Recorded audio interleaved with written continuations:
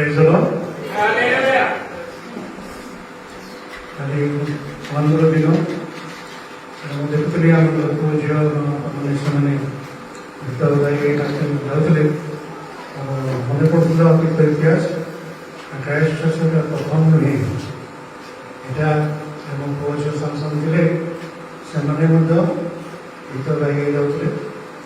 10 ବର୍ଷ ମୋ ଉପରେ କେସ୍ ଚାଲିଲା এই ବିଜୟକୁ ଭାଙ୍ଗିବା ପାଇଁ ବନ୍ଦ କରିଦେଲେ ମୋତେ କେତେ ଜେଲ୍ରେ ପୁରେଇବେ ଆମ ପଡ଼ୋଶୀମାନେ ବହୁତ ଚେଷ୍ଟା କଲେ କିନ୍ତୁ ସେମାନଙ୍କର ସମସ୍ତ ଚେଷ୍ଟା ବିଫଳ କଲେ।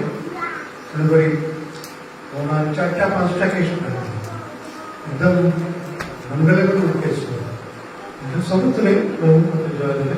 କିନ୍ତୁ ମେଣ୍ଟାଲି ମୁଁ ଡିପ୍ରେସ୍ ହେଇଗଲି ଏମିତି ବଲାଙ୍ଗୀ ସାଇଡ୍ ଚାଲିଛି ବହୁତ ଚର୍ଚ୍ଚ ଅଛି ଆଜି ଯେତେବେଳେ ମୁଁ ଦେଖି मुझे बैटरी जाम होगा आज चार्ज होगा ସେଥିପାଇଁ ପ୍ରଶଂସାର ଶକ୍ତି ବହୁତ ଆଜି ଆମେ କହୁଛୁ ଖଜୁର ଯେଉଁ ପୋଲିସକୁ ଆମେ ଦେଖିକି ଦେଇଥିଲି ପରମିଶନ ପାଇଁ ବା ଇନ୍ଫର୍ମେସନ ପାଇଁ ତ ଦେଖାଇଥିଲା ଖଜୁରୀ ରବା କାହିଁ ପାଳନ କରୁଛୁ ଏ ଖଜୁରୀ ଯେଉଁ ଡାଳ ବା ପତ୍ର ହେଉଛି symbol of peace for the mankind. विशेष दर्शन चिन्ह अच्छे से पत्र डाल से न्यूजीलैंड क्रिकेट टीम पोशाक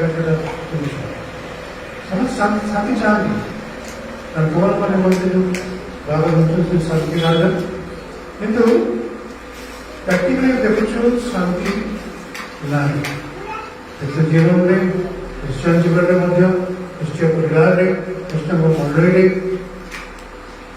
राम मंडली विभिन्न मंडली देखु गत 7 तारीख आम आश्रम जो मात्र सभा था वेस्टर्न प्रेसिडेंट आचार्य प्रवीण जी आसते वीर भाई परीक्षा करागला कोऑर्डिनेशन लाइसेंस दिज्व सभा विषय आप सहपाठक से फुल पास्टरशिप पाइबे से लाइसेंसशिप पाइबे हम तीन पूरा पाइबार पास्टर रहती recognise register licensing register knowledge register तेणु से प्रबंध देपारे और जोग देपारे तेणु रातिका जावाक पड़ोनी सब तक से चल विशेष प्रार्थना हम अच्छी आसंता जून मस क्रिश्चियन भक्ति काशिकर वार्षिक सभा हो जो सब मंडल पक्ष जाऊे एथर बहुत कटका अच्छी डेराडून में केवल पास्टर 40 पास्टर भारतीय विभिन्न स्थान थे से आमको प्रार्थना मिलूँ विशेष प्रार्थना हूँ 25-26 टा हूँ एप्रिल 26 आम जे सीनियर फाउंडर डॉक्टर जॉर्ज चौनिका जन्मना लेखा पुस्तक मार्बल में जन्मदिन पालन करूँ से चर्च को प्रभु सेवा उद्देश्य डेडिकेशन उत्सव 4 वर्ष बड़ा बहुत एक्टिव बहुत जोरदार स्मरण करूँ से दिन 25-26 जड़े वक्ता नुहत 2-3 वक्ता अच्छा एवं 24 तारीख मस शेष रविवार आम मंडल फाइनान्सियल पोजिशन कौन अच्छी के गच्छित टंका अच्छी के खर्च होते आय हिसाब दि जाए पुओ प्रस्ताव करूला भूलिया बदल बोली बहुत खर्च अच्छे आम इवेंट सब भांगी अच्छी इमरजेंसी नीड हम जो बाहर स्टेज देखते बाहर मीटिंग करूँ तार मत अवस्था भल ना मत अपडेट कराया पड़ो डेभलप कराया पड़ो आगे तार देखते भल सुनिया फिटनेस सब कहते अभी करेन्ट ना कि फैन 4टा मिलूँ इनभर्टर आम 4टा जो वर्ल्ड फैन अच्छी इनभर्टर कनेक्शन ना लोड बहुत पड़ू डिपार्टमेंट से करेन्ट तेज पढ़ापढ़ी करूँ से मैंने उपासना गृह गिफ्ट पाई 7 तारीख सन्धार आम जाइए गुड़खापड़ा शाखापड़ी पास्ट विशेष वास बंद से मन परिचालन आम पाँचटा उभय कम गोटे विचार बना परदिन 8 तारीख फास्टिंग प्रेयर भोड़ी देखली दायित्व से उपासना परिचालन कर प्रार्थना कर तार प्रेयर क्रिएटिव अद्भुत टाइम धन्यवाद दिए प्रार्थना करने प्रार्थना भावना को सपोर्ट करते 8 तारीख बिल्कुल जाना ना इच्छा ना फास्ट जम पर जाए किंतु सेठिकार जो मंडली आलोक गणेश दीप एवं महानंदी गोटे गुड़िया थे ग्रहण कर विचार जमी देती बारंबार फोन कले यहाँ पहुँच सेठी अवश्य गुड़खापड़ा आम क्या चिन्ह आपको चिन्हु आप लोन देखिए तेणुक आप आश्रय मैंने ग्रहण करें तो बाध्य आठ प्रार्थना उपासना सारी आम बाहर सम्बलपुर जिला कला पत्थर सब कला जीवन काटुले जेना से खूब विशृंखला है उपासना सरला से भाई मैंने गले चिकेन कुकुड़ा किने आप कुकुड़ा साधारण भात डाली लेमु पिटी आम खाई आम समय बहुत कम गैस रात 11टा बो भी ना देखा बो एकुटिया सी पड़ेगा नहीं जानी हो प्रभु चाहती कम कहीं बारंबार ये सब चाखा पड़ी मु बहादुरी करने करेंगे आपण मैंने केन्द्र मंडली से बहुत दायित्व रही से सब कंडीशन बैकग्राउंड भोटे भी देखुन से गाँटा ऑफिशियल गाँव से कम मुंबई देखिए बापा देखिए आसमान साक्ष्य मिले कहीं साक्ष्य से काम पकड़े एत कष्ट कस्टमर कम कर विभिन्न प्रकार कलना लाइफ सब कम देखिए शुणिले आम कि बोले कौन बोली कौन गीत गाँव साक्ष्य दे प्रार्थना से जीवन उद्योग लगे धन कम लगे से काम कर आज उत्सव दिन में गोटे वाक्य पढ़ा पाइबा लोकलिखित नवसमाचार तर 19 अध्याय 30 ରୁ 42 पद पर्यंत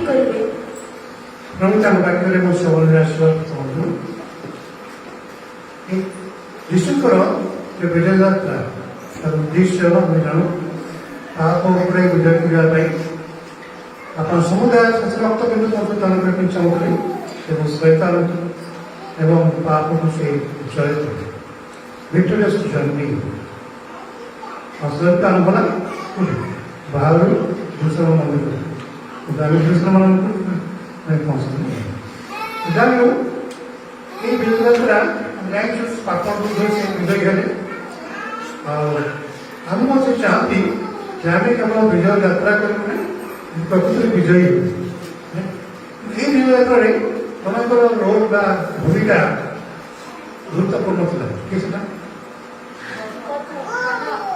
ମିଷ୍ଟର ଡଙ୍କି ହଁ এই গধ শব্দটা আমি কাହା ପାଇଁ ପ୍ରୟୋଗ କରୁ ପ୍ରାୟ ଯାହା ପାଠ ପଢା ହୁଏନି ଗଧଟା ଗଧିଟା ଯୀଶୁ ତାଙ୍କର ଗଧ ଛୁଆ ତା ଗଧକୁ ପସନ୍ଦ କରେ ସେ ପୁରା ବନ୍ଧା ଗଧ ସେ ସେମାନେ ଦେଖିବୁ ସେଠି ଆଣିବେ ଆଉ ଅଧିକାଂଶ ପଚାରେ ଗଧର ମାଲିକ ମାନେ କାହିଁକି କହୁଛ କଣ କହୁଥିଲେ ଏଇ ଗଧାରେ କଣ ଅଛି ପ୍ରୟୋଜନ ଅଛି ଆଜି ମଧ୍ୟ ସେଇ ସମ୍ବାଦ ପ୍ରଭୁ ଯାହା ପାଇଁ ଚାହାନ୍ତି ଯେତେ ଲୋକ ବସିଛୁ ପୁଅ ଝିଅ ଭଲ ସାନ ସମସ୍ତେ ପ୍ରଭୁ ଯୀଶୁଙ୍କୁ ସେ ବଧବା ଆବଶ୍ୟକ ଅଛି ଯାହା ପାଇଁ ପ୍ରଭୁ କହୁଛନ୍ତି ତୁମ ଉପରେ ମୋର ପ୍ରୟୋଜନ ଅଛି ଆଇ ନିଡ୍ ୟୁ ବ୍ୟାକ୍ ପ୍ରଭୁ ଯୀଶୁ ଜଗତରେ କିଛି କରିପାରିବେନି ଆମର ବିନା ସାହାଯ୍ୟ ଗୋଟେ କାହାଣୀ ବା ଗୋଟେ ଦେଖିଥିଲେ ଆଉ ପ୍ରଭୁ ଯୀଶୁ ତୁରନ୍ତ ହେଇ ସଦାରଣ କଲେ ଯେତେ ଗାଧୋଇ ତାଙ୍କୁ ସ୍ୱାଗତ କଲେ ସବୁବେଳେ ପ୍ରଭୁ ତୁମେ ଏତେ ଜଲ୍ଦି ପଳେଇ ଆସିଲ ମାତ୍ର 3.5 ବର୍ଷ ବଞ୍ଚୁଛନ୍ତି ଆଉ ଯେଉଁ ବାକି କାମ ମନରେ ଆପଣ ମନରେ ଯେଉଁ ସେବା କିଏ କରିବେ ନାଇଁ ମୁଁ ପିତୃ ପଥର ତାଙ୍କୁ କରେ ଚାଲ ଦେଇକି ଆସିଛି ଖରା ଦାୟିତ୍ୱ ଦେଇଛି ତାପରେ କହିଲେ ଏହି ପିତର ଯେ ଆପଣ ତୁମେ ଧର ଅସ୍ୱୀକାର କରିଥିଲା ସେ ମିତ୍ର ମଣିଷ ସ୍ଥାପନ କରିବେ ନା ମଣିଷ ସ୍ଥାପନ କରିବେ ତାଙ୍କରି ଉପରେ ତାଙ୍କ ଶିକ୍ଷା ଉପରେ ହେଇଥିବା ଶିକ୍ଷା ଉପରେ ମଣ୍ଡଳୀ ସ୍ଥାପିତ ହେବ ଆମେ ଏ ଗଧଠୁ ବି ଶିଖିବା ଏମିତି ଗଧ କଣ କହୁଛୁ ଆଜି ପୁସ୍ତକ ପୁଣି ଗଧ ପାଇବା ଆଜି ପୁସ୍ତକ 50 ଅଧ୍ୟାୟ 14-15 ପଦ ଆଦି ପୁସ୍ତକ 39 chapter verse 14 and 15. ଇସାକର ବଳବାନ ଗର୍ଦ୍ଧବ ସଦୃଶ ସେ ବୃଷ ଖଡ଼ ମଧ୍ୟରେ ଶୟନ କରେ ସେ ବିଶ୍ରାମ ସ୍ଥାନକୁ ଉତ୍ତମ ଓ ଦେଶକୁ ସୁରମ୍ୟ ଦେଖିଲା ତେଣୁ ସେ ଭାଗ ବହିବା ପାଇଁ ସ୍କନ୍ଧନତ କଲା ବ୍ୟତିକ୍ରମ କରିବାକୁ ଦାସ ହେଲା ଇସାକର କାହାର ପୁଅ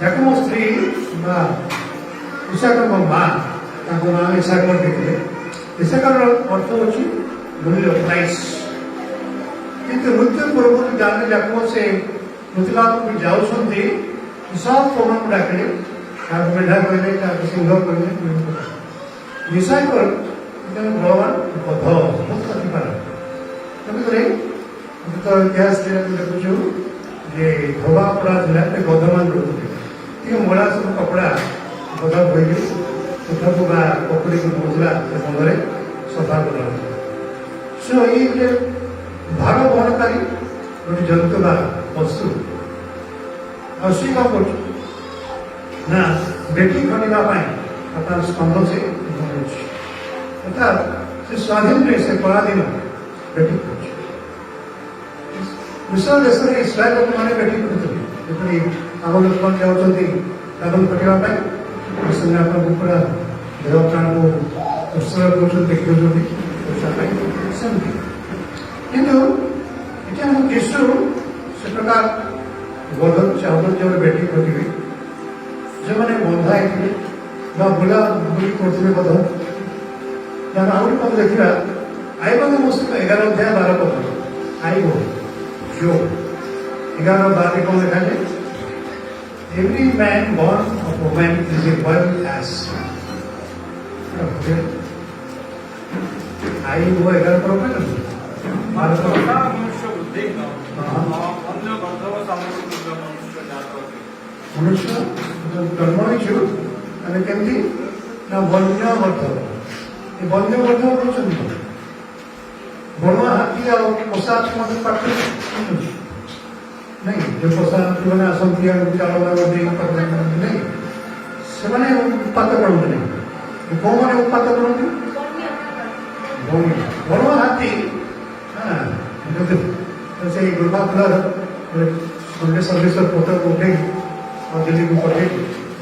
ଆଉ ଦିଲ୍ଲୀ ଆମ ସେକ୍ରେଟାରୀ କହିଲେ ଏତେ ଲୋକ କଣ ପାଠରେ ନା ହାତୀ ମାତିଛନ୍ତି, ହାତୀ ଘରେ ଲୋକମାନେ ଗିର୍ଜା ପ୍ରାର୍ଥନା ବନ୍ଦ କରିଦେଲେ। ଯଦି ହାତୀ ଗୋଟେ ଟ୍ରେନରେ କଟିଯାଏ ଏବଂ ମରିଯାଏ, ସେ ଟ୍ରେନର ଚାଳକ ଆଣିଛନ୍ତି ଆମେ ଗୋଟେ ଦିନରେ ଅଛୁ। ମଣିଷ ମରିଗଲେ କିଏ ଆଣିଛନ୍ତି? ହାତୀ, ବାଘ, ହରିଣ ନାଇଁ, ତା ପାଇଁ ଜେଲ ହେଉଛି। এটা হচ্ছে আমি একটা দেশের ସେଥିପାଇଁ ଏଇ ବଣୁଆ ସ୍ୱଭାବ ବିଶିଷ୍ଟ କୌଣସି ଗଧକୁ ପ୍ରଭୁ ପସନ୍ଦ କରେ। ଯିଏ ବନ୍ଧା ହେଇ ସେତେ ଗୁଡ଼େ ପୋଷା ହେଇଥିବା ଗୋଟେ ଗଧ, ଡିସିପ୍ଲିନ୍ ଅଛି, ଶୃଙ୍ଖଳିତ ଗଧ, ଆଉ ତାକୁ ପ୍ରଭୁ ପସନ୍ଦ କରେ। ଆଉ ଶିଶୁମାନେ ଯାଇକି ତାକୁ ମୁକ୍ତ କରେ। ପ୍ରଭୁ ସେତେବେଳେ ସତ୍ୟ ଜାଣିବ, ସତ୍ୟ ତମକୁ ମୁକ୍ତ କରିବ। ଶିଶୁ ସତ୍ୟ, ତାଙ୍କ ବାକ୍ୟ ସତ୍ୟ, ତାଙ୍କର ପବିତ୍ରାତ୍ମା ସତ୍ୟମ ଆତ୍ମା, ସତ୍ୟମ ଆତ୍ମା ସମସ୍ତ ସତ୍ୟରେ ପ୍ରବେଶ କରନ୍ତି। ସେଥିପାଇଁ ଆମେ ଦେଖୁଛୁ ଏଠି ଯୀଶୁକୁ ଜାଣନ୍ତି, ସେମାନେ ଆପଣ ପାପର ବନ୍ଧନରୁ, ରୋଗର ବନ୍ଧନରୁ, ମନ୍ଦ ଅଭ୍ୟାସ ବନ୍ଧନରୁ ମୁକ୍ତ ହୁଅନ୍ତି। ସେ ପ୍ରକାର ବନ୍ଧ ଉପରେ ଯୀଶୁ ଆରୋହଣ କରନ୍ତି, ଯୀଶୁ ବସନ୍ତି। ଆଉ ଯୀଶୁ ପସନ୍ଦ କରେ ସେଠି। ଆଉ କହୁଛନ୍ତି ଜାଣିଛୁ ଏ ଗଧ ଗୋଟେ ମରିଯାଇଥିଲା, ତାର ହାଡ଼ ଯୌବନ ସେଟା କହୁଛନ୍ତି ଥମଣୀ। ଅନେକ ଭଲ ଶୁଣିବେ। ସେଥିପାଇଁ ଏ ଥମଣୀଟା କଣ ନା ପ୍ରଭୁଙ୍କ ଦାସ ଏକ ପାୱାରଫୁଲ ମ୍ୟାନ୍ ହାତରେ ପଡ଼ିଗଲା। ନା କରିବ ସାମସନ୍ ନାଇଁ, ଦେଖୁ ତାଙ୍କୁ ଭ୍ରମଣରେ ସେ ବରିଷ୍ଠମାନଙ୍କୁ କଣ କଲା? ବହୁତ ସେ ନିହତ କଲା। କାହିଁକି? ରିଚିର ଗୋଟେ ହାଡ଼, ଗଧର ହାଡ଼ କୁମଣି, ସେଥିରେ ସେ ଅସ୍ତ୍ର ହେଇଗଲା। ଆମେ ଈଶ୍ୱରଙ୍କ ବଳିଷ୍ଠ ହସ୍ତରେ ପଡ଼ୁ, ଆମର ବିପଦ ଅସ୍ତ୍ର ହେଇଯାଉ କଣ କରିବା ପାଇଁ? ଶତ୍ରୁମାନଙ୍କୁ ବିନାଶ କରିବା ପାଇଁ, ଆଉ କଣ କରିବା ପାଇଁ? ଯେକୌଣସି ପ୍ରତିକୂଳ ପରିସ୍ଥିତିର ମୁକାବିଲା କରିବା ପାଇଁ। ଯଦି ଆମର ଜୀବନ ସୁସ୍ଥ ନିରସନରେ ବାଧା ପଡ଼ିଯାଇଛି, ଆମେ ଗଧ କରି ଆମେ କଣ ହେଇଛୁ? ଅଜ୍ଞାନ ହେଇଛୁ, ନିର୍ବୁଦ୍ଧି ହେଇଛୁ। ତଥାପି ଯଦି ପ୍ରଭୁ ଭାବରେ କଣ କରିବା ଆଜି ତାଙ୍କ ବିଜୟ ଦିନରେ, ତାଙ୍କର ନିରାଶ ସମୟରେ, କିନ୍ତୁ ଆମକୁ ମଧ୍ୟ ପ୍ରଭୁ କଣ କରିବେ? ବ୍ୟବହାର କରିବେ। ଗୋଟେ ବୟସ୍କ ବକ୍ତା ସେ ସାନ ବେଳୁ ଗୋଟେ ଗଧ ବ୍ୟବହାର କରୁଥିଲେ, ଯିବା ଆସିବା କରୁଥିଲେ। ହଠାତ୍ ଦିନେ କଣ ହେଲା? ସେ ଗଧ ପିଲା ଆଗକୁ ଯାଉନି, ପଛକୁ ଯାଉନି, ସାଇଡକୁ ଯାଉନି, ତାକୁ ବହୁତ ପିଟୁନି। ତାପରେ କଣ ହେଲା? ମନ ପେଟା ସେ ଗଧ ମୁଖ କରିଗଲା। ଆଜ୍ଞା ଦେଖନ୍ତୁ, ମୁଁ ସେ ଗଧ ନୁହେଁ କି ଯେ ପିଲା ଭଳି ଆପଣଙ୍କୁ ବହନ କରୁଛି, ଗଧର କାମ ବହନ କରିବ। ଦେଖନ୍ତୁ ଆଗରେ ଖଣ୍ଡା ଲୁଚେଇକିରି ଦୂତ ଛାଡ଼ିକି ଆପଣଙ୍କୁ ହାଣିବା ପାଇଁ, ହତ୍ୟା କରିବା ପାଇଁ, ଆପଣଙ୍କୁ ରକ୍ଷା କରିବା ପାଇଁ ମୁଁ ସେମିତି ବଞ୍ଚି ଯାଉଛି। ଭାବାଲି ସଂଘାତ୍ମା ପାଇଛନ୍ତି, ମୃତ ଦେଖିପାରୁନାହାନ୍ତି। କିନ୍ତୁ ଗଧ ଗୋଟେ ପଶୁ, ତାର ଆଖି ଧରି ଯାଇଛି, ଭୂତ ଦେଖିପାରୁଛି। ଜଣେ ମତେ କହନ୍ତି, ଆଜ୍ଞା ମୁଁ ନିଦ ହଉନି, ଭୂତ ଦେଖୁଛି। କଣ କେଶୁ ନ ମାନେ ଭୂତ ଦେଖେ କିଛି ଲାଭ ନାହିଁ। ଭୂତ ଦେଖ, କେଶୁକୁ ଦେଖ ଲାଭ ଅଛି। ସେଥିପାଇଁ ଯଦି ଆମେ କେଶୁଙ୍କର ବଧ ହବା, ନିଜ ଭକ୍ତି ଉପରେ ବଧ ହବା, ପ୍ରଭୁଙ୍କର ବାକ୍ୟକୁ ବହନ କରିବା, ପ୍ରଭୁଙ୍କର ମନର ଭାର ବହନ କରିବା, ତେବେ ଆମ ଆଖି ମଧ୍ୟ ଖୋଲିଯିବ ଭୂତକୁ ଦେଖିବାକୁ ନାହିଁ, ଦୂତମାନଙ୍କୁ ଦେଖିବା ପାଇଁ। ବିଧାରେ ବସିକି ଉପାସନା କରେ, ଅନେକ ଦୂତ ଆମେ ଦେଖିଲି, କିନ୍ତୁ ସମସ୍ତେ ଦୂତକୁ ଦେଖାଯାଉଛି। ସବୁବେଳେ ମୁଁ କହିବାକୁ ସେମାନେ ବଳା ପ୍ରସାଦ ପିନ୍ଧନ୍ତି, ସେଥିପାଇଁ ଚାହୁଁଛନ୍ତି ଆମେ ପ୍ରଭୁଙ୍କର ଦୂତ। ଆଉ ଯଦି ଆମେ ଜୀବନରେ ବଧ ହେଇଛୁ, ଆମର ଜ୍ଞାନ ନାହିଁ, ବଧ କରି ଘଟିପାରିବା ପ୍ରଭୁଙ୍କ ପାଇଁ ସେ ପ୍ରଭୁ ଆମକୁ ବ୍ୟବହାର କରେ। ଦେଖାଯାଉଛି ରାତି କରିଗଲା, ସେ କଥା ବି କହିଲା। ଅନେକ ଆମେ ନିଜ ଭାବରେ ମୋ ବନ୍ଦ କରି ବିଦ୍ୟାଳୟରେ ବସୁ। ନ୍ୟାୟସ୍ୱ ସେମିତି ଏକ ମନରେ ନୁହେଁ ଯେ ମୁଖ ଖୋଲିବାକୁ ଅଛି। ପ୍ରଭୁଙ୍କ ପ୍ରଶଂସାରେ, ସାକ୍ଷ୍ୟ ଦେବାରେ, ବାକ୍ୟ ଦେବାରେ ମୁଖ ବଡ଼ କରି ମନା କରିଥିଲେ କ'ଣ ତା ପ୍ରଭୁ ପୂର୍ଣ୍ଣ କରିବେ। ସେଥିପାଇଁ ପ୍ରଭୁ ଚାହୁଁଛନ୍ତି ଯାଆନ୍ତୁ। ତାପରେ ଚାଲିଲା ପ୍ରଭୁଙ୍କ ପ୍ରଶଂସା ଗୀତ ଘୋଷଣା କରିଲେ। ପ୍ରଭୁଙ୍କୁ ଆମର ଯିଏ ଆସୁଛନ୍ତି ସେ ଧନ୍ୟବାଦ ଆମେ ପୁରାତନ ନିୟମରେ ମଧ୍ୟ ପଢ଼ିଲୁ। ଆଉ ତାପରେ ଆମେ ଦେଖୁଛୁ ଯୀଶୁ ଦୂରରେ ଅଛନ୍ତି, ହୁଏତ ସେ ନଗରରେ ପ୍ରବେଶ କରିନାହାନ୍ତି। ଯୀଶୁଙ୍କ ରିଆକ୍ସନ୍ କ'ଣ ହେଲା ଚିନ୍ତା କରିବେ। ନଗରକୁ ଦେଖିକିରି କ'ଣ କହିଲେ? ପ୍ରତିବାଦ ଏକାଇ ପଦ ଆଉ ଯେତେବେଳେ ସେ ନିକଟକୁ ଆସିଲେ, ସେତେବେଳେ ନଗରକୁ ଦେଖି ତାହା ନିମନ୍ତେ ରୋଦନ କରି କହିଲେ, ତୁ ଯଦି ଆଜି ଶାନ୍ତିର ବିଷୟଗୁଡ଼ିକ ଜାଣିଥାନ୍ତୁ, ମାତ୍ର ଏବେ ସେଗୁଡ଼ିକ ତୁ ଦୃଷ୍ଟିରୁ ଗୁପ୍ତ ରହିଅଛି। ସମୟ ଜାଣିବା ତୁ ନ ଜାଣିବା ହେତୁ ଯେଉଁ ସମୟରେ ତୁ ଶତ୍ରୁମାନଙ୍କ ଚାରିଆଡ଼େ ବନ୍ଧ ବାନ୍ଧି ତୋତେ ଘେରି ଯାଇ ଅବରୋଧ କରିବେ, ପୁଣି ସନ୍ଦେହ ତୋ ମଧ୍ୟରେ ଥିବା ତୋ ସନ୍ତାନମାନଙ୍କୁ ନିଶାଟ କରିବେ, ଆଉ ତୋ ମଧ୍ୟରେ ଗୋଟିଏ ପଥରକୁ ଅନ୍ୟ ଗୋଟିଏ ପଥର ଉପରେ ରହିବାକୁ ଦେବେ ନାହିଁ, ଏପରି ସମୟ ଉପରେ ଆସିବ। ଯୀଶୁଙ୍କ ଶିଷ୍ୟମାନେ ବହୁ ଲୋକମାନେ ଲୋକ ସମୂହ ଆଉ ସେମାନେ କ'ଣ କରୁଛନ୍ତି? ପ୍ରଭୁଙ୍କୁ ପ୍ରଶଂସା କରୁଛନ୍ତି। ଯାହା ନିମନ୍ତେ ପ୍ରଶଂସା କରୁଛନ୍ତି ତାଙ୍କର ପ୍ରତିକ୍ରିୟା କ'ଣ? ସେ ରୋଦନ କରୁଛନ୍ତି। ନାଇଁ ଯୀଶୁ କାନ୍ଦିଲେ ଲେଖାଏ। ଯୀଶୁ କାନ୍ଦନ୍ତି, ଯୀଶୁଙ୍କୁ ଭୋକ ଲାଗେ, ଯୀଶୁଙ୍କୁ ଶୋଷ ଲାଗେ। ଯେମିତି ଆମେ ବର୍ତ୍ତମାନ ଶୁଣୁ ନାଇଁ ଯୀଶୁ କହିଲେ ମୋତେ ଶୋଷ ଲାଗୁଅଛି। ସେଟା ବିଲକୁଲ ପାଣି ନୁହେଁ। এটা হচ্ছে যিশুଙ୍କର ମନୁଷ୍ୟତ୍ୱକୁ ପ୍ରମାଣ କରେ। ଯୀଶୁଙ୍କ ନିଦ ଲାଗେ, ସେ ଗୋଟେ ଶୁଭନ୍ତି। ଆଉ ଯୀଶୁଙ୍କର ଦୁଇଟା ଯୁକ୍ତ ଅଛି, ହ୍ୟୁମାନିଟି, এটা হচ্ছে ডিভিନିଟି। এটা ମନୁଷ୍ୟତ୍ୱ, এটা হচ্ছে ଈଶ୍ୱରତ୍ୱ। ସେମ୍ ପର୍ସନ୍ ଗଡ୍, ସେମ୍ ପର୍ସନ୍ ମ୍ୟାନ୍। ସେଥିପାଇଁ ତାଙ୍କୁ ରୋଦନ ଲାଗୁଛି। କାହିଁକି? ଲୋକ ଦେଖୁଛନ୍ତି ଯେ ସମୟ ଆସୁଛି ଯୀଶୁ ନଗରର ଧ୍ୱଂସ କରିବେ। ଯାହା ଏବେ ଘଟିଛି। ଯେରୁସାଲେମ ମନ୍ଦିର ସଲୋମନଙ୍କ ଦ୍ୱାରା ନିର୍ମିତ ପ୍ରଥମ 3 ଥର ମନ୍ଦିର ନିର୍ମିତ ହୋଇଛି ଇତିହାସରେ, କିନ୍ତୁ ସବୁଯାକ ଭାଙ୍ଗି ଯାଇଛି। ଏବେ ମଧ୍ୟ ସେମାନେ ମୁଣ୍ଡ ପାଣି କାଉଁଛନ୍ତି, ତା ଜାଗାରେ ଗୋଟେ ମସଜିଦ୍ ତିଆରିଛି। ସେଥିପାଇଁ ଏ ଶିକ୍ଷକ କେତେ ଅଛନ୍ତି ସେ ରୋଦନ କରୁଛନ୍ତି। କାହିଁକି ରୋଦନ କରୁଛନ୍ତି? ଶାନ୍ତିର ବିଷୟ ଗୁଡ଼ିକୁ ଜାଣିଥାନ୍ତି। এই খদির রবার খদিরি পর্ব বা ডাল বা পত্র শান্তির নিদর্শন চিহ্ন। কিন্তু শান্তি কাই? শান্তি পাওয়া যাবে এখন না, ମୁଁ ତ ଶାନ୍ତି ମୁଁ ବୁଝିପାରିନି। ଶାନ୍ତି ନାମ ନେଇଗଲେ କି ଶାନ୍ତି ପାଆନ୍ତି। କିନ୍ତୁ ଶାନ୍ତି ରାଜ ପ୍ରଭୁ ଯୀଶୁ ଖ୍ରୀଷ୍ଟଙ୍କୁ ମାନେ ଗ୍ରହଣ କରନ୍ତି। ଯେଉଁମାନେ ଶାନ୍ତି ରାଜକୁ ଆପଣ ଜୀବନରେ ଗ୍ରହଣ ବସନ୍ତି ଓ ତାଙ୍କ ଦ୍ୱାରା ଚାହିଦା ହୁଅନ୍ତି, ସେମାନେ ସମ୍ମାନିତ ହୁଅନ୍ତି। ଦେଖନ୍ତୁ ତାଙ୍କର ଗଧ ଯୀଶୁ ବସୁଛନ୍ତି, ଗଧ ଚାଲୁଛି, ଗଧର ଗୋଡ଼ ମାଟିରେ ଲାଗୁନି। କାହିଁକି? ଢାଳପତ୍ର ଆଉ ସବୁ ଧରିମାନେ ବା ସେ ଚାଦର ମାନେ ପକାଇଛି, ତା ଉପରେ ଗଧ ଚାଲୁଛି। ଯଦି ଯୀଶୁ ତାକୁ ନଥାନ୍ତେ ତାକୁ ଚାଦର ପାଇଁ ଢାଳପତ୍ର ଦେଉଛନ୍ତି। ଯେପରି ସମ୍ମାନ ଆଉ ଯୀଶୁ ମ୍ୟାନର୍ସ ଜିଜସ୍ ନୋ ରେସ୍ପେକ୍ଟ। ଆମେ ଚାହୁଁଛୁ ସମାଜରେ, ଦେଶରେ, ରାଷ୍ଟ୍ରରେ, ଯେ ଅଫିସରେ ବା ସ୍କୁଲରେ ଆମେ କାମ କରୁ, ଲୋକମାନେ ଆମକୁ ସମ୍ମାନିତ କରନ୍ତୁ। ଯୀଶୁଙ୍କୁ ବହନ କରିବାକୁ ଅଛି, ଯୀଶୁଙ୍କ ସମ୍ବାଦକୁ ବହନ କରିବା ଅଛି, ତେବେ ଆମେ ସମ୍ମାନିତ ମୁଁ କୁହନ୍ତୁ ସବୁବେଳେ ଫୋନ କଲେ you are a fine gentleman. ମନେ ମୁଁ ଜେଣ୍ଟଲମ୍ୟାନ୍ ନକରେ, ମୁଁ ଯୀଶୁ ମୋ ଉପରେ ବର୍ଷ ଯୀଶୁଙ୍କ ସମ୍ବାଦ ବାକ୍ୟ ଲିଖିତ ଗୋଟେ ଫଟୋ ବା ଚିତ୍ର ତାକୁ ମୁଁ ଦେଇଥିଲି, ତାକୁ ମୁଁ ବ୍ରେକ୍ ଅନୁସାରେ ରଖିଛି।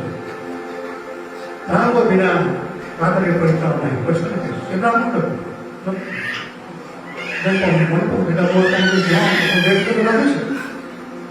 ଆମେ ଯେଉଁ ଫଟୋ ସବୁ ବନଉଛୁ, ବିହା ବନ୍ଦୋବସ୍ତ ବା ଆଗକୁ ଯାଉଛି ନିମନ୍ତ୍ରଣ ଖାଇ ଆମେ କ'ଣ ଦେଉଛୁ ସୁନ୍ଦରତା ଦେଖ ଅଛି କିନ୍ତୁ ଏସବୁ ବାକ୍ୟ ଯୋଉ ସେ ଘରେ ସେ ବାକ୍ୟ ରହିବ ଯଦି ଗୋଟେ କଲେକ୍ଟର ବା ଏସପି ବା ଗୋଟେ ଯେକୌଣସି ପ୍ରଶାସନ ଅଧିକାରୀ ସେ ପ୍ରଭୁଙ୍କ ବାକ୍ୟ ତାଙ୍କୁ ଦେବୁ ତାଙ୍କ ପରିବାର ଯେକୌଣସି ଲୋକ ପଢ଼ିବେ ବସନେ ପରିଚାଳନା ପ୍ରାପ୍ତ ସେଟା ହେଉଛି ବଦଳତା ବିଶ୍ୱଙ୍କ ଭୂମିକା ହେଉଛି ବିଶ୍ୱ କ'ଣ ଯୋଗସ୍ ବା ଈଶ୍ୱରଙ୍କ ବାକ୍ୟ ଦ ୱାର୍ଡ ଈଶ୍ୱରଙ୍କ ବାକ୍ୟକୁ ଆମେ ଗ୍ରହଣ କରୁଛୁ ସେ ବାକ୍ୟ କହୁଛୁ ସାକ୍ଷ୍ୟ ବାକ୍ୟ ଦେଉଛୁ ତେବେ ଆମେ ବିଜୟୀ ହେବୁ ନାଇଁ କି ପଢ଼ିବା ପ୍ରକାଶ ବାକ୍ୟ 12 ପର୍ବ 11 ପର୍ବ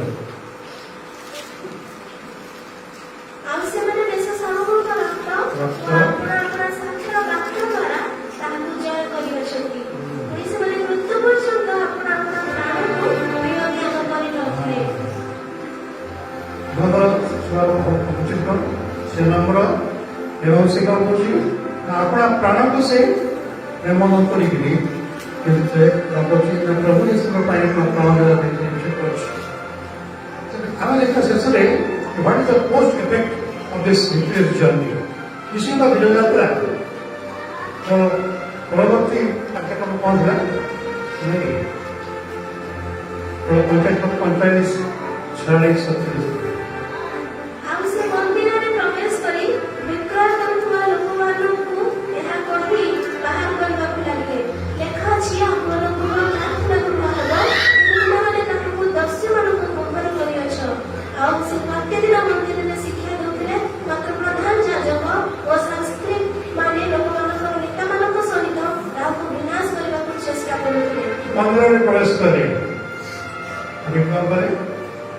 ମନ୍ଦିରକୁ ପରିଷ୍କାର କରିବେ ଏବେ ଜିନିଷ ପଡ଼ିଛି ଖାଇବା ଜିନିଷ ବାହାର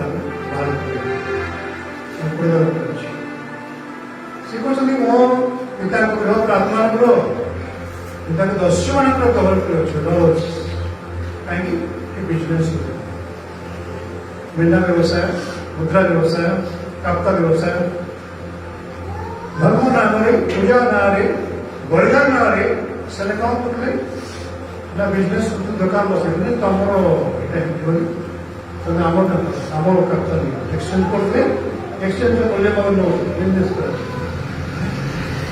ଆଉ ସେ ସବୁ ମେନ୍ ସବୁ ଓଲଟେଇ ଗଲେ ତେବେ ଆଉ କହୁଛନ୍ତି তুমি যাওনি তোমার ঈশ্বর মন্দির হবে অর্থাৎ আমি ঈশ্বর মন্দির এই গির্জাঘরটা মন্দির করি অনেক গির্জাঘর দেখেছি ভৌতিক আত্মা দেখি ଗୋଟେ ବିଦେଶୀ ଗୋଟେ ନିମନ୍ତ୍ରଣ ଆସିଥିଲା ଯିବା ପାଇଁ ସେଠି କ'ଣ ହେଇଛି ଯଦି ମୁଁ ଡାକିଥିଲେ ସେ କହିଲେ ଆଜ୍ଞା ଆମ ଗିର୍ଜାଘରେ ସେ ମୂର୍ତ୍ତି ମାନେ ରହିଲାଣି ଆଉ ଭଗବାନ ଅଛନ୍ତି ଆପଣ ଆସିବେ ତାକୁ ପଢ଼େଇବେ ବାହାର କରିବେ ଆଉ ଗୋଟେ ଫୋନ୍ କଲେ ଆପଣ ଯିବେ ଯେ କିନ୍ତୁ ମଣ୍ଡପ ଆପଣ ଲାଇବ୍ରେରୀ ଅଛି ଅନେକ ସବୁ ଆତ୍ମା ପାଇଁ ପାଷ୍ଟରମାନେ କାମ କରୁଛନ୍ତି ଏବେ ସେମାନଙ୍କର ଶକ୍ତି ନାହିଁ ଆତ୍ମା ଛାଡ଼ିକି କହିଲାଣି ତେଣୁ ସେମାନେ ବିଭିନ୍ନ ପ୍ରକାର ଗୁଣି ବିଦ୍ୟା ଅଭ୍ୟାସ କରିକି ଲୋକମାନଙ୍କୁ ରଖୁଛନ୍ତି ମନ୍ଦିର ଭିତରେ ଆମେରିକାର ଗୋଟେ ଚର୍ଚ୍ଚ ଫଟୋ ଅଛି ମୋ ପାଖରେ ଯୋଉଠି ମୂର୍ତ୍ତି ପୂଜା ସନ୍ଡେ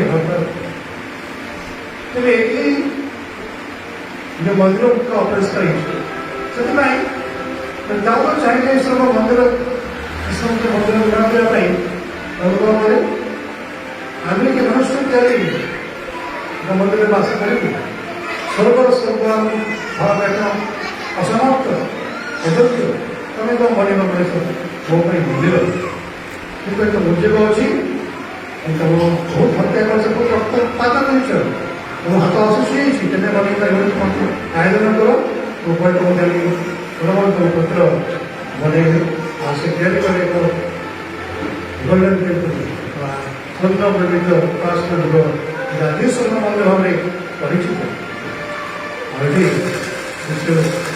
ଦେଖୁଛନ୍ତି ନଗରକୁ ସେ କାନ୍ଦୁଛନ୍ତି ବୋଧନ କରୁଛନ୍ତି କାରଣ ଭବିଷ୍ୟତରେ କ'ଣ ଘଟିବ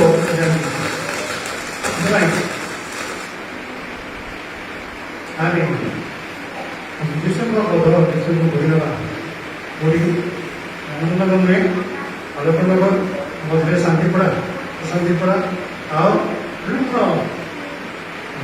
ମୁଁ ତ ବହୁତ ବର୍ଷ ଅଛି ତା 40 years ବଲାଙ୍ଗୀରରେ ଯେତେବେଳେ ଗଲୁ ସେଠି ଏକଟା ସୋଲାର ଦେଇକି ଆଣିଲେ ଆମେ ବେଶୀ ପରାମର୍ଶ ଗନ୍ତବ୍ୟ ସମ୍ପର୍କ ଗଲୁ ବେଙ୍ଗଲୋରରେ ଆମେ ଗଲୁ ମୁଁ ତ ଆସୁଛି କିଛି କଷ୍ଟ ପାଣି ଦେଉଛନ୍ତି କଣ ଭଲ ଲାଗୁଥିଲା ସେଥିପାଇଁ ନୂଆ ଭାବରେ ଆମେ ଏ ବର୍ଷରେ କାମ କରୁ ବିଶେଷ ଯେଉଁ ବକ୍ତା ଆସୁଛନ୍ତି ତାଙ୍କ ନାଁ ମଧ୍ୟ କିଛି ରଖୁ ଭଜେନ୍ଦ୍ର କୁମାର ବାବୁ ସେମାନେ ଆମେ ଅନୁଗୁଳ ସେପଟେ ଫୋନ୍ କଲେ ଆଜ୍ଞା ସେ ଭଜେନ୍ଦ୍ର ସିଂ ତ ଆସୁଛନ୍ତି ଆପଣ କହୁଛୁ ଏମିତି ବେଳା 5 ମିନିଟ୍ କଥା ହଉଛି ସେ ଅଧା ସବୁ ଭଜେନ୍ଦ୍ର ସିଂ ଗଲା ତୁମକୁ ବକ୍ତା ସେଙ୍କର ମଣିଷ ଆଉ ତାଙ୍କର ଫିଜିକାଲ ଫିଟନେସ୍ ଆସିବେ ତ ରିପୋର୍ଟ ଲାଇଟ୍ରେ ପହଞ୍ଚେ ସେଥିପାଇଁ ସକାଳ ମୋବାଇଲ ପରୀକ୍ଷା ସକାଳ ପ୍ରଶଂସା ଦେବେ ଆଉ ବର୍ତ୍ତମାନ ଅଛନ୍ତି ସେସବୁ ଛାଡ଼ିବେ ସେଥିପାଇଁ ଆମେ ମଧ୍ୟ କ'ଣ କରିବା ଡିଷ୍ଟ୍ରିକ୍ଟକୁ ବନ୍ଦ କରିବା ଏବେ କ'ଣ ହେବ ନାଗେଶ୍ୱର ମନ୍ଦିର ପରିଷ୍କୃତ ହେବ ଆମମାନଙ୍କର ଉପାସକଙ୍କ ସାଙ୍ଗେ ସାଙ୍ଗେ ଏହାର ପାଇଁ କରିବା ଅତ୍ୟନ୍ତ ହେବନି ଆମ ନିଜ ହୃଦୟକୁ ନିଜ ମନକୁ ଆମେ କ'ଣ କରିବା ପରିଷ୍କାର କରି ଘରରେ ଯୀଶୁଙ୍କ ରକ୍ତ ଯୀଶୁଙ୍କ ବାକ୍ୟ ଗ୍ରହଣ କରେ ତେଣୁକରି ଏ ଯୋଉଟା ଆହ୍ୱାନ ଦେଉଛି ଯେ ଆମର ମନ୍ଦିର ଈଶ୍ୱରଙ୍କ ମନ୍ଦିର ଆମେ କ୍ରାଇଷ୍ଟ ଚର୍ଚ୍ଚ ରଙ୍ଗନଗର କ'ଣ ହେବ ଶୁଚିକୃତ ହେବ ବର୍ତ୍ତମାନ ସାକ୍ଷ୍ୟ ବାକ୍ୟ ଦ୍ୱାରା ଶୈତାନକୁ ଜୟ କର ପ୍ରାର୍ଥନା ସହିତ सलाम शांति सलाम लाएंगे आपके नाम सलाम शांति सलाम मेरे यीशु का पैगाम सलाम शांति सलाम लाएंगे आपके नाम सलाम शांति सलाम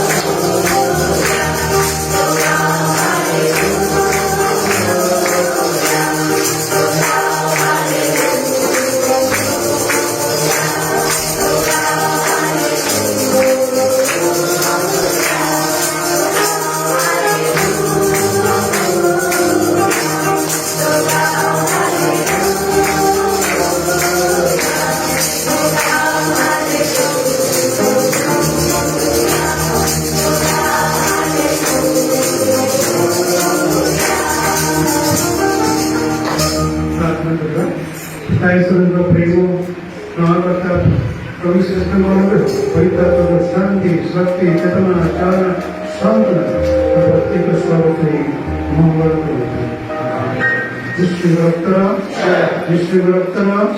विष्णु नाम नाम